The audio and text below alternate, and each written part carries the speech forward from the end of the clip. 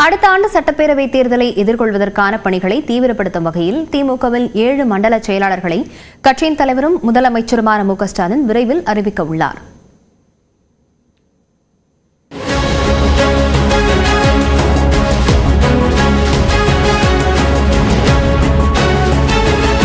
அடுத்த ஆண்டு சட்டப்பேரவைத் தேர்தலில் 200க்கும் அதிகமான தொகுதிகளில் வெற்றி பெறும் வகையில் தேர்தல் பணிகளை திமுக தீவிரமாக மேற்கொண்டு வருகிறது.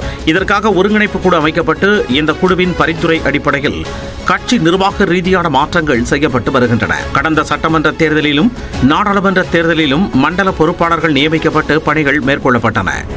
இதேபோல இந்த சட்டப்பேரவை தேர்தலிலும் மண்டல பொறுப்பாளர்களை கட்சியின் தலைவரும் முதலமைச்சருமான மு க ஸ்டாலின் விரைவில் அறிவிக்க உள்ளதாக தகவல்கள் தெரிவிக்கின்றன. தொகுதி பார்வையாளர்களின் பணிகளை கண்காணிப்பது, அவர்களுக்கு தேவையான ஆலோசனைகளை வழங்குவது ஆகிய பணிகளில் மண்டல செயலாளர்கள் ஈடுபட உள்ளனர். இதன்படி 7 மண்டலங்களாக பிரித்து செயலாளர்கள் அறிவிக்கப்பட உள்ளனர். தூத்துக்குடி, கன்னியாகுமரி, நெல்லை உள்ளிட்ட மாவட்டங்களை உள்ளடக்கிய மண்டல செயலாளராக திமுக துணை பொதுச் செயலாளர் கனிமொழி நியமிக்கப்பட உள்ளார். திருச்சி, தஞ்சை, நாகப்பட்டினம், திருவாரூர், மயிலாடுதுறை, கடலூர் உள்ளிட்ட டெல்டா மாவட்டங்களை உள்ளடக்கிய மத்திய மண்டலத்தின் செயலாளராக அமைச்சர் KN நேரு நியமிக்கப்பட உள்ளார். திருவண்ணாமலை, வேலூர், திருப்பத்தூர், விழுப்புரம், தருமபுரி உள்ளிட்ட மாவட்டங்களை உள்ளடக்கிய மண்டலத்திற்கு அமைச்சர் ஏவா வேலுவும், கொங்கு மண்டலத்தில் கரூர், கோவை, நீலகிரி, திருப்பூர் உள்ளிட்ட மாவட்டங்களுக்கு முன்னாள் அமைச்சர் செந்தில் பாலாஜியும் நியமிக்கப்பட உள்ளதாக தகவல்கள் தெரிவிக்கின்றன.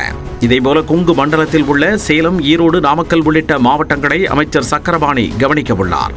திண்டுக்கல், மதுரை, விருதுநகர் உள்ளிட்ட மாவட்டங்களை உள்ளடக்கிய மண்டலத்திற்கு நிதித்துறை அமைச்சர் தங்கம் தென்னரசுவும், சென்னை, காஞ்சிபுரம் உள்ளிட்ட மாவட்டங்களை உள்ளடக்கிய மண்டலத்திற்கு துணை பொதுச் செயலாளர் ஆர் ராசாவும் நியமிக்கப்பட உள்ளனர். மண்டல செயலாளர்கள் குறித்த அதிகாரப்பூர்வ அறிவிப்பு விரைவில் வெளியாக உள்ள நிலையில் முதலமைச்சர் மு க ஸ்டாலினை மண்டல செயலாளராக நியமிக்கப்பட உள்ளவர்கள் ஏற்கனவே சந்தித்து தேர்தல் பணிகள் குறித்து ஆலோசனை நடத்தியுள்ளதாக கூறப்படுகிறது.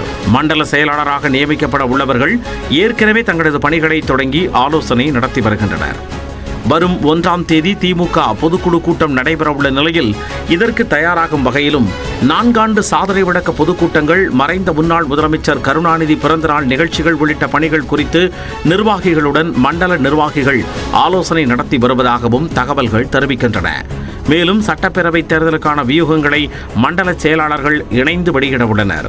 நியூஸ் 18 தமிழ்நாடு தொலைக்காட்சி செய்திகளுக்காக செய்தியாளர் கோகுல்.